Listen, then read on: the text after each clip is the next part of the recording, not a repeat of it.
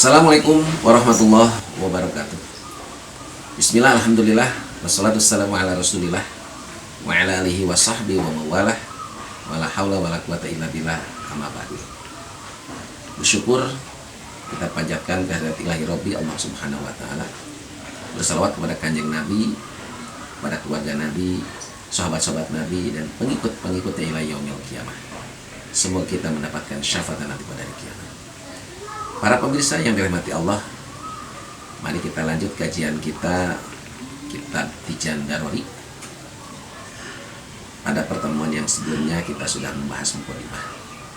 Yang namanya ulama ketika mereka mengarang kitab pasti diawali dengan basmalah, hamdalah, dan sholawat. Oleh karenanya di sini dilanjut oleh ajengan musonib wa ba'du. Dan sesudah membaca basmalah, hamdalah, dan sholawat. Sekali lagi, para pemirsa yang dirahmati Allah, ketika kita bersalawat kepada kanjeng Nabi, maka orang tua kita akan kebagian invest, kebagian pahala. Ketika kita bersalawat, diterima oleh Allah, lalu ada malaikat yang menyampaikan salawat kita kepada kanjeng Nabi di alam kubur. Apa kata malaikat tadi? Ya Rasulullah, si Fulan bin Fulan telah membaca salawat kepadamu. Artinya orang tua kita, baik yang masih hidup atau yang sudah meninggal, akan mendapatkan invest, akan mendapat pahala. Bismillahirrahmanirrahim. Qala al-mu'allif rahimahullah ta'ala wa nafa'ana bi wa bi ulumihi wa amadana bi asrarihi wa na'alina min barakati fid darain wa qala rabbi shrah li sadri wa yassir li amri wahlul 'uqdatam min lisani yafqahu qawli. Wa ba'du. Dan sesudah membaca basmalah, hamdalah, dan sholawat, fayaqulu, maka berkata. Siapa yang berkata di sini? Fakir rahmati rabbihi. Orang yang sangat butuh kepada rahmat Tuhannya. Orang yang sangat butuh terhadap rahmat Allah. Setiap kita makhluk butuh rahmat Allah. Apalagi orang beriman amat sangat membutuhkan rahmat Allah. Kenapa? Karena yang namanya makhluk itu hina, lemah, dan fakir. Kenapa hina? Karena yang namanya manusia kemana-mana selalu bawa kotoran. Contohnya apa? Buang angin tentu. Yang kedua BAB. Kemudian buang air kecil. Itu manusia semuanya pasti kemana-mana selalu bawa kotoran. Dan yang namanya manusia itu bakal meninggal, bakal menjadi bangkai, jasadnya dikubur. Makanya manusia itu hina. Yang kedua, lemah. Kenapa manusia disebut lemah? Karena kalau sudah datang ngantuk, itu nggak akan ada yang bisa nahan, langsung terlelap tidur. Begitupun ketika kita tidur, nggak ada yang bisa bangunin kecuali hanya Allah. Nggak ada orang yang bisa bangun sendiri kecuali dibangun oleh Allah SWT. Itu lemah.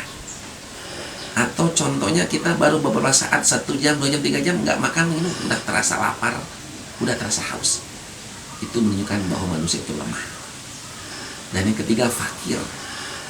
Artinya apa? Orang beriman itu pasti butuh ridho Allah, butuh rahmat Allah. Nah, di sini sebagai pengantar yang ngarang kitab ajengan musannif mengatakan butuh rahmat dari Tuhannya, butuh rahmat Allah. Al-Khabir, Allah yang punya sifat Al-Khabir. Apa artinya? Maha waspada. Nah, di sini dijelaskan ay al-alimi bi bawatinil umur. Arti Khabir di sini yang maha mengetahui terhadap inti-intinya perkara. Tidak ada perkara yang tidak diketahui oleh Allah. Bahkan Allah mengetahui isi hati manusia. Al-Basir, Allah juga memiliki sifat Al-Basir. Ay alladzi yabsuru ma tahta thara. Allah melihat apa-apa yang ada di dasar bumi. Allah tahu. Allah lihat. Wa mudrikil mubsarat. Allah juga mengetahui, melihat apa-apa yang terlihat. Hala wujudiha, ketika wujudnya itu nyata.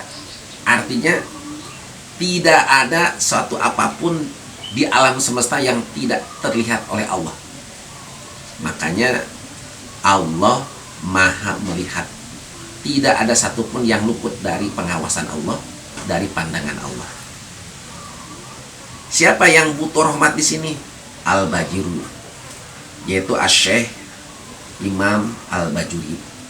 Nama aslinya Syekh Burhanuddin Ibrahim bin Syekh Muhammad Al-Jijawi bin Ahmad Asy-Syafi'i Al-Bajuri. Al-Bajuri sini adalah nama desa yang ada di Mesir. Jadi pengarang matan yaitu Syekh Ibrahim. Beliau adalah seorang ulama kelahiran dari desa Bajur dari negara Mesir. Beliau dilahirkan tahun 1198 Hijriah, meninggal tahun 1276 Hijriah. Dutaksiri, beliau merasa amat banyak lalai dalam ibadah. Inilah sikap tawadu beliau sebagai seorang ulama. Tidak menyombongkan diri, tidak ada keakuan, tidak ada keegoan. Para pemirsa yang dirahmati Allah, lalu apa kronologi yang melatar belakangi Syekh Ibrahim mengarang kitab Tijan? Di sini jelaskan, Tolaba telah meminta minni kepadaku. Siapa? Ba'dul ikhwani, sebagian saudara seagama. Jadi ada permintaan dari sebagian saudara seagama agar Syekh Ibrahim yang pernah jadi rektor di Universitas Al-Azhar untuk mengarang satu risalah tentang apa? Tentang akidah. Aslahallahu li walahum, semoga Allah membereskan, semoga Allah mengislahkan li kepadaku, walahum dan kepada semua saudara seagama, al-hana wasyana, tingkah dan kelakuan.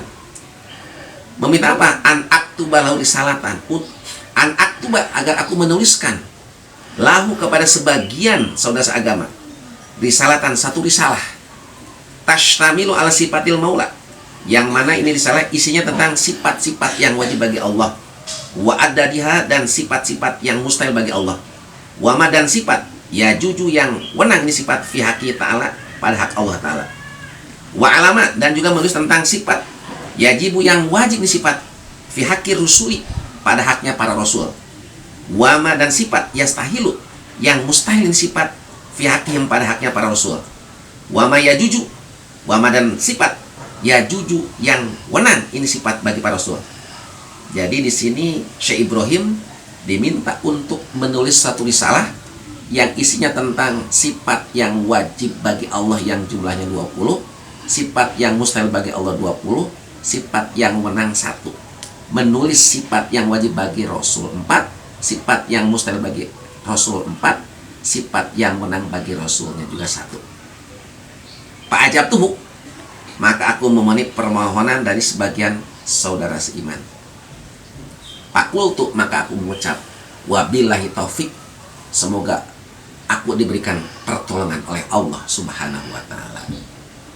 Demikian sampaikan kurang lebihnya maaf. Assalamualaikum warahmatullahi wabarakatuh.